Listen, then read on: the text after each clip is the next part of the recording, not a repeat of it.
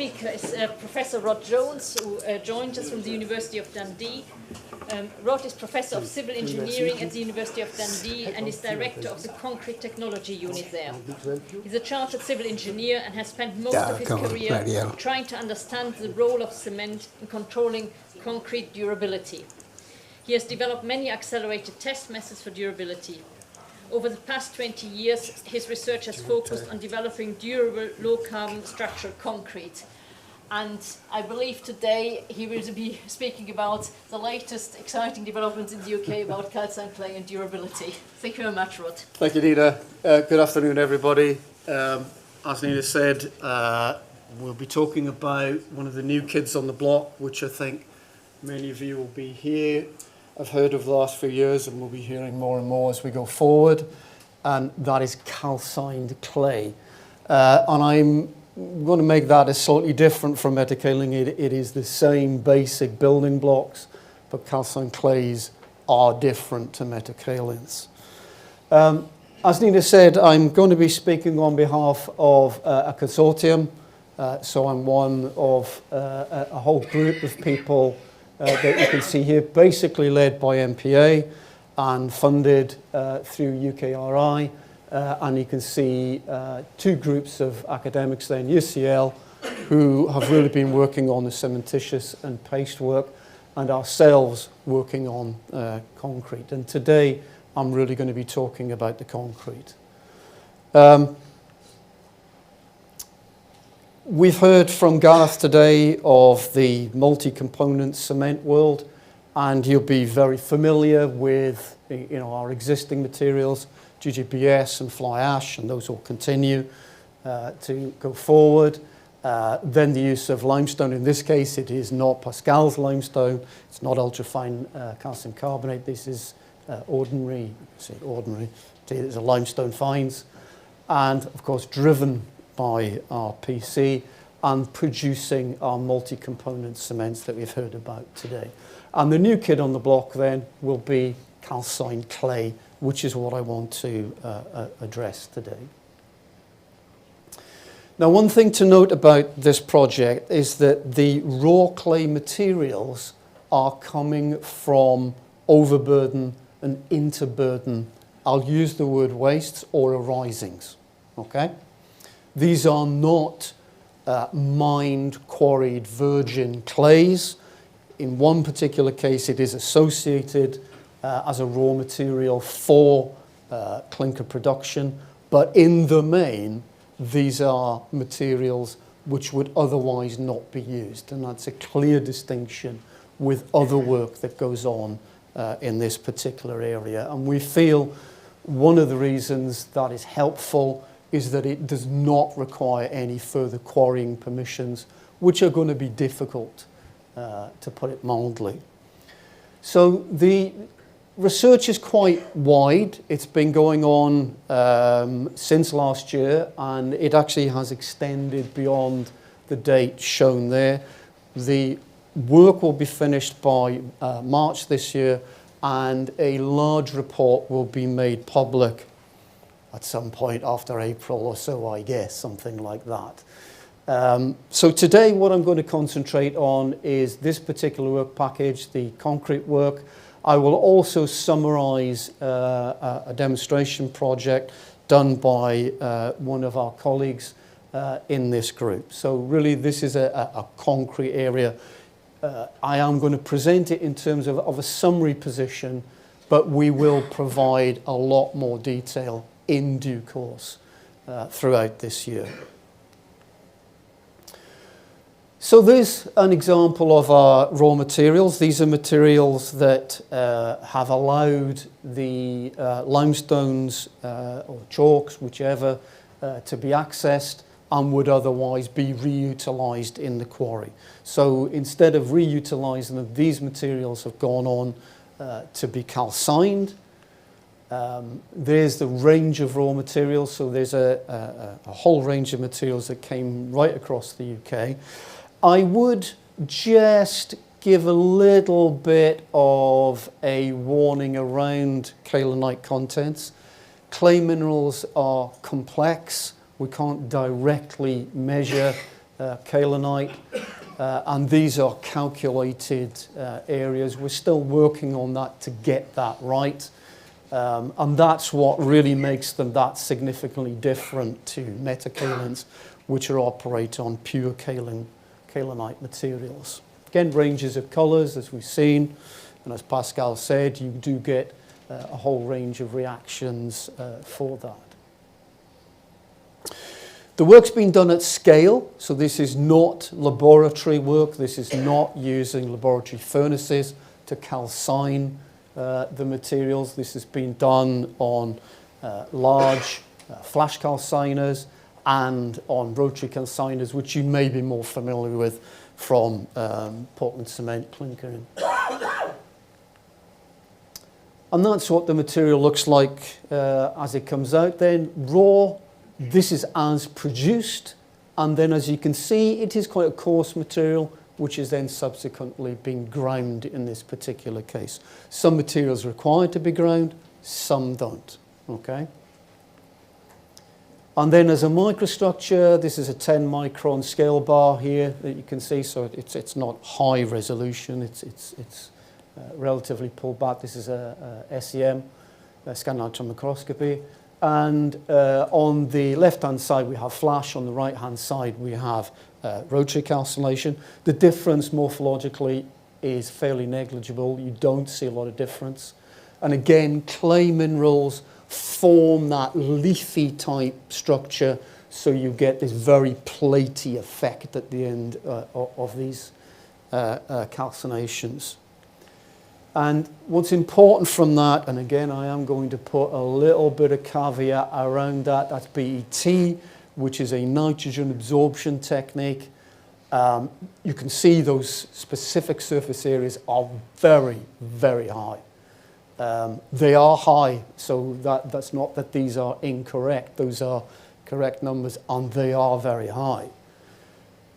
But that surface area may not be fully involved with the reaction of this material. So we have to be slightly careful with this. It doesn't necessarily help around a D50.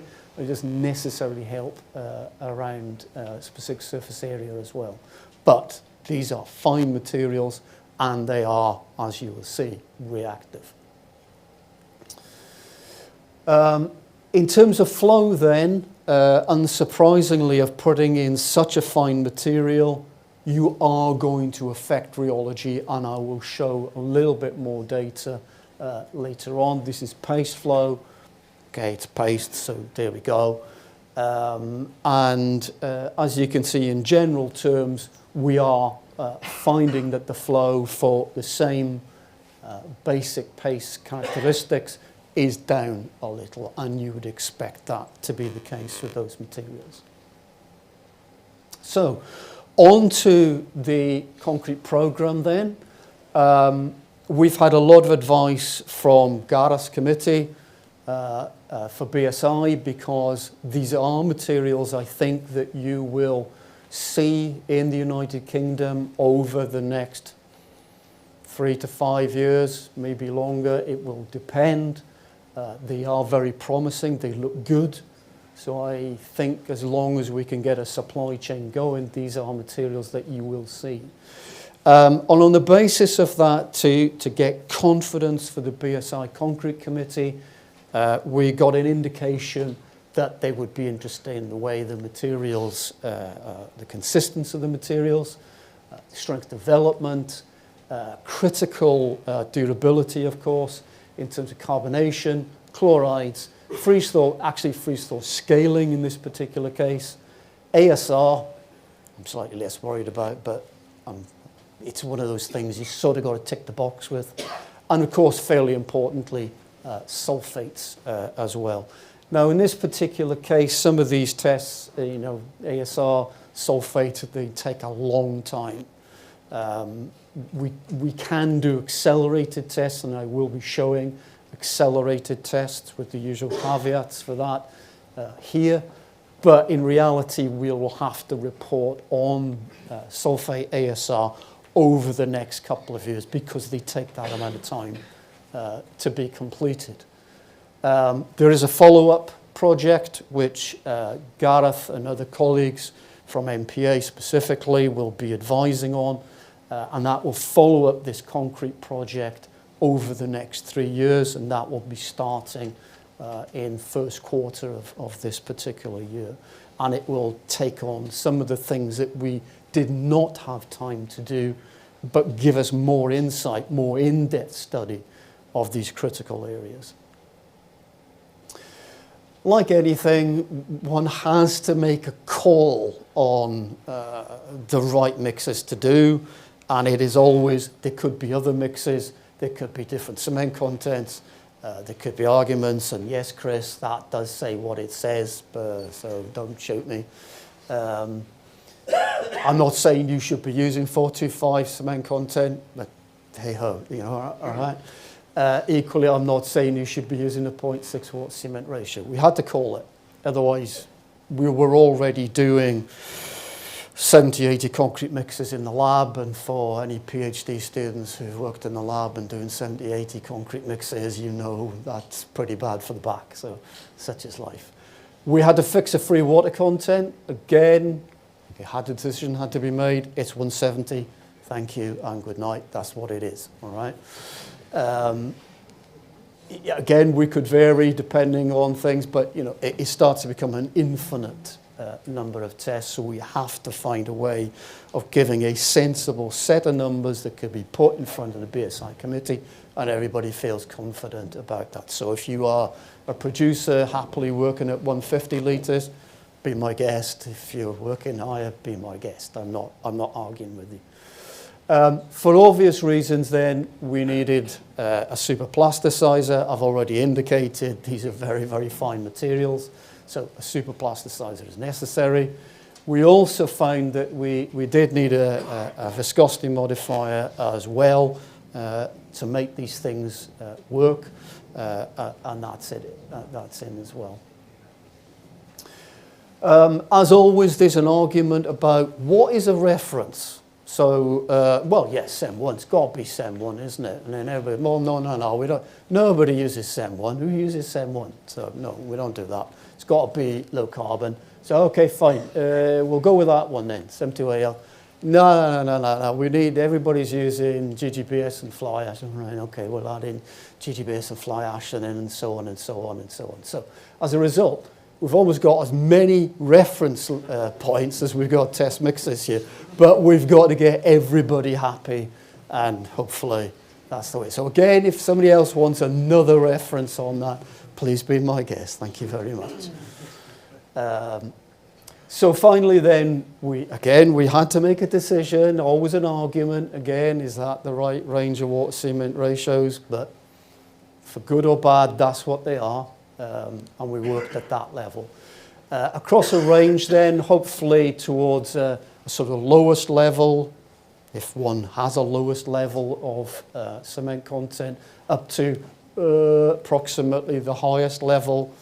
There are some other materials we brought in as well. There was another arising from one of our colleagues of brick dust, and we did include that one in as well. Don't shoot me if you are a concrete expert. And yes, that should be upside down. So again, flip it up. Still gives the same depth. It just happens to be we put it on the top, not on the bottom, okay? But I guess the point of this is purely to indicate it doesn't go green, it doesn't glow in the dark. It is a normal cement, and therefore, as you go forward and start potentially using calcined clays, again, in this case, coming from, I'm not going to use the word waste, but a recovered material, it's perfectly okay. As Pascal noted, there are going to be different demands on the admixture, and they will have to be trimmed for that particular type of calcined clay. For you rheology buffs out there, we found effects both on the yield stress of these as well as on the viscosity. So you can see it does pop up, and you would expect that with such a fine material that's going on. with this. So it does indicate that you will need a carefully crafted admixture package to get that flow that you will want for this type of material. And,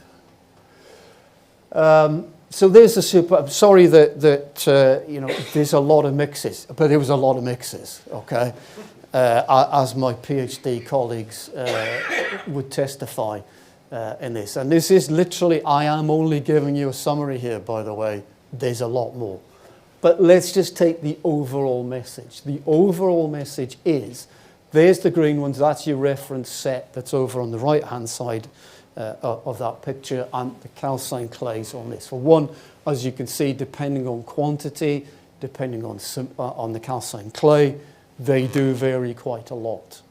Okay, so again, for our poor lab guys, trying to get these exactly right, there's I don't know, God knows how many trial mixers to get this to work. So there you go. But the point being, the aggregate package and your admixture package all need to be carefully crafted.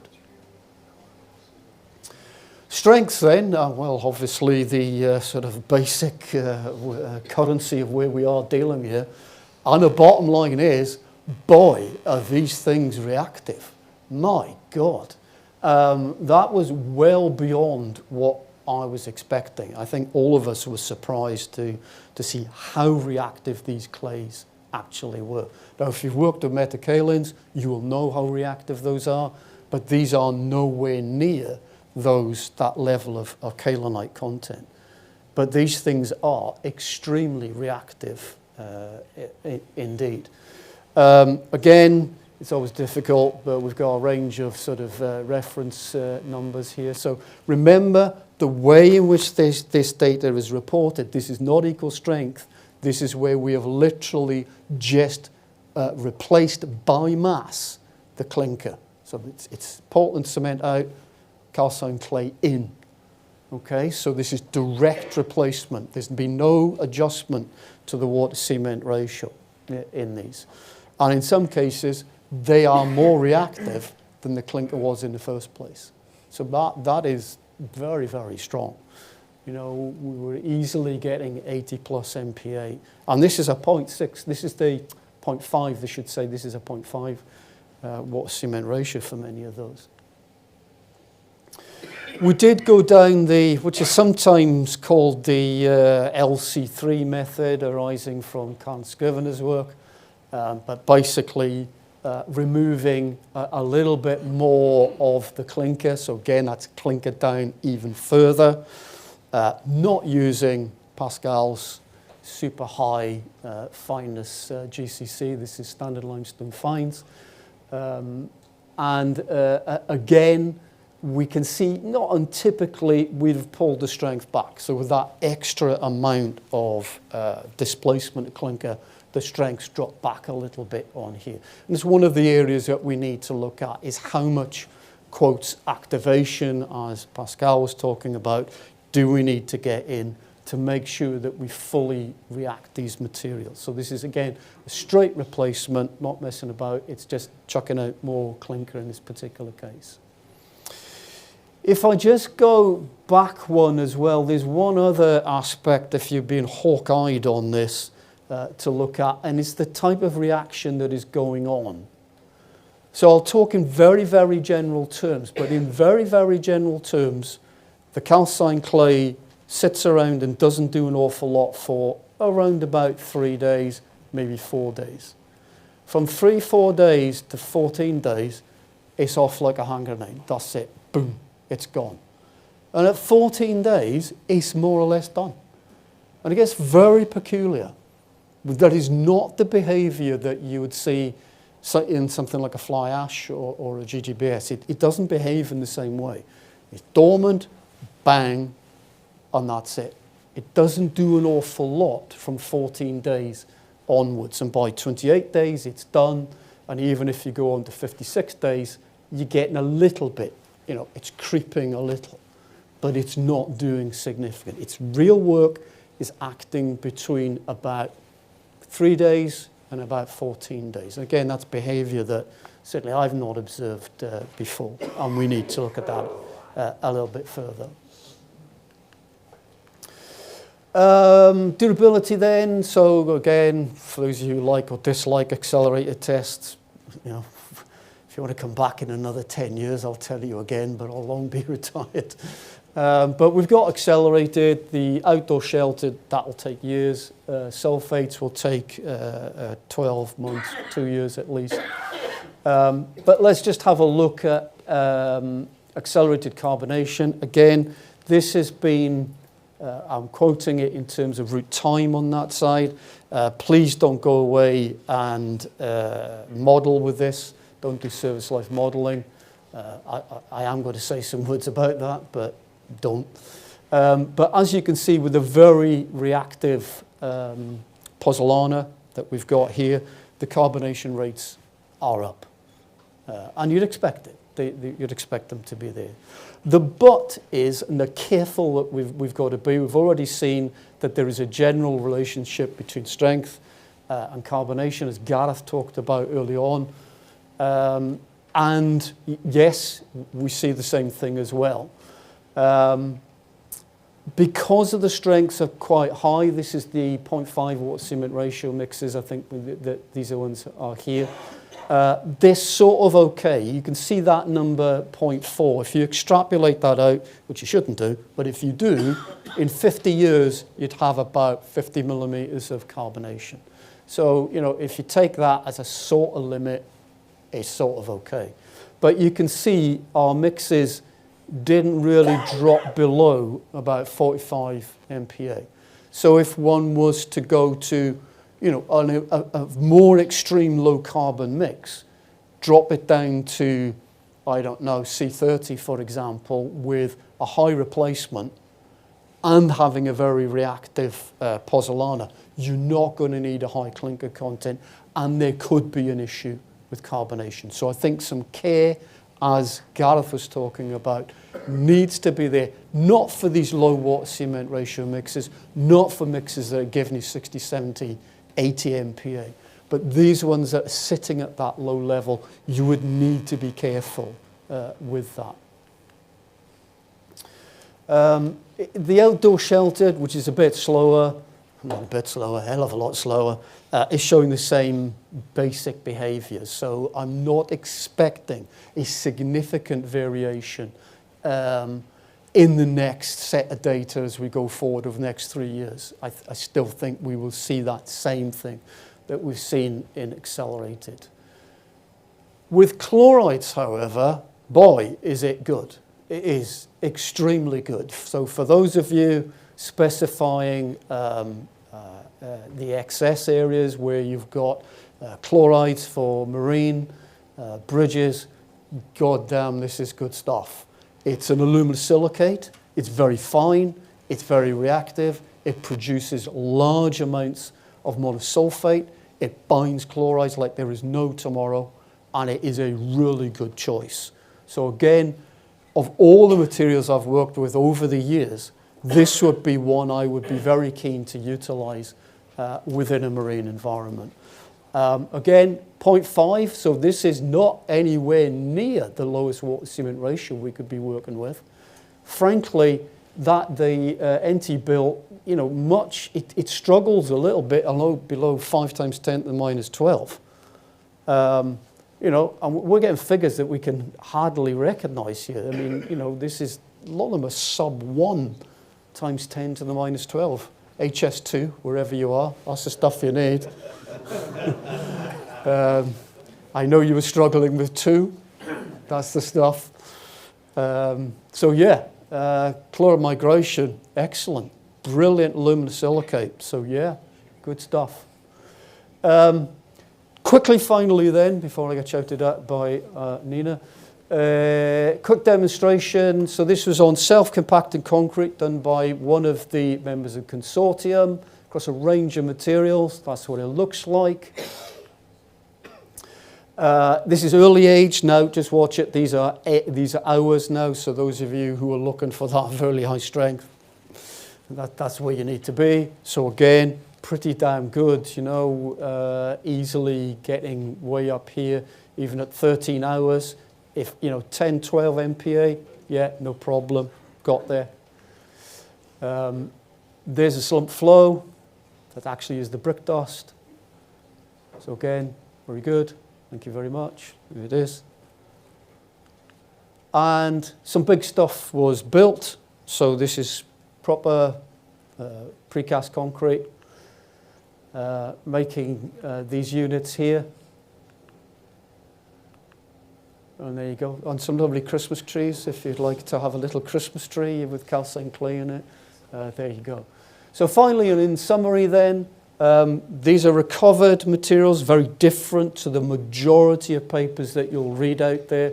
This has been done at scale, tonnage in other words. This is the material that's been out there. It has a slightly unusual strength relationship in that by 3 days it's bang, it's off. 14 days, more or less done.